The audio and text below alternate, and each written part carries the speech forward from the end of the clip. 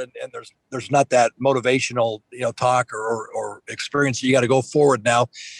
Is it maybe safe to say that grueling 7-game series with Minnesota and then beating the best team in the league, Colorado, and all, did it mentally take something out of this team, perhaps?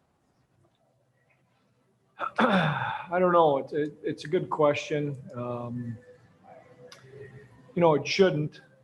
It definitely wasn't an easy road, or it's quite a gauntlet to get through to get to here. But when you get to this point, the teams that win find another level. They don't sag. So, we didn't find another level, and they did. I thought they were opportunistic. They owned the key moments of the series. When they got a chance, they stuck it in the net. When they needed a big save, they got a big save. They won the overtime battles. They won the special teams battle. So, if you're losing those areas of the game, you're putting yourself in a tough spot. Go to Ben Goetz. Hey, Ben. Hi, Pete. You just mentioned the special teams battle. I guess, what did you see on the power play this series? What was, I guess, missing through the last, handful of games this postseason? Yeah, I just didn't play with any confidence. You saw the same thing we did. If we knew what was wrong, we would have fixed it.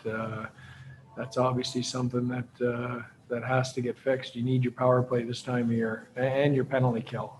Special teams are huge. So, it was disappointing. Go to Mark Spector. Hey, Mark. Hey, Pete. Montreal really, they talk about them playing a playoff system. I mean, they weren't as good in the regular season as they were in the playoffs. They've got the tools that the game kind of came to them. Is that fair? Are they, the way they're built with 4 big D and that goalie, is that sort of the way of, the best way to build playoff teams? Is it a good system, good setup?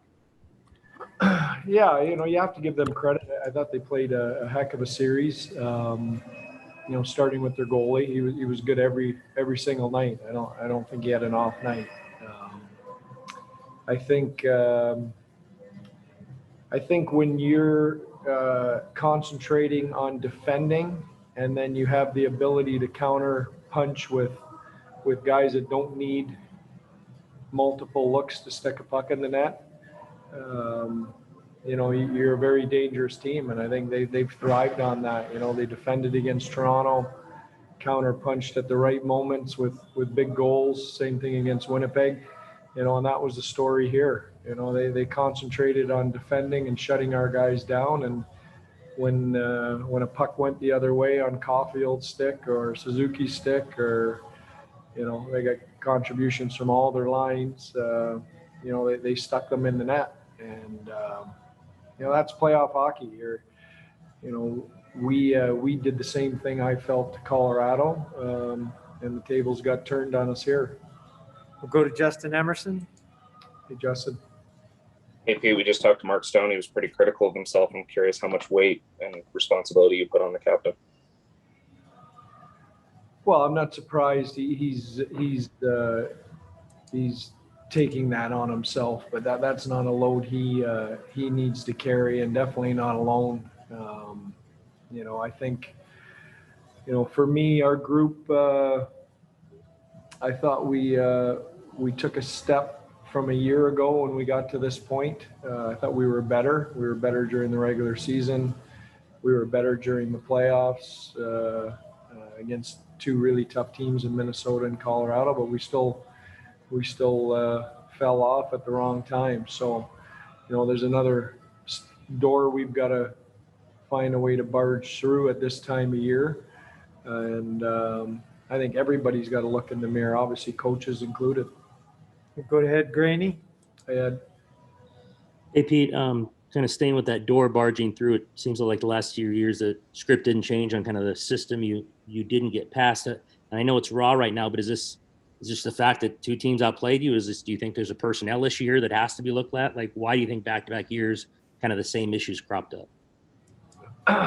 Well, you know what? I don't know if they're exactly the same issues. I thought, I thought a year ago with our group, we wouldn't get through the Minnesota series like we did this year. That was a tough team that defended the inside, that didn't give you a lot of room, and we found a way this year where a year ago, I'm not confident we would have. So I thought we took a step there.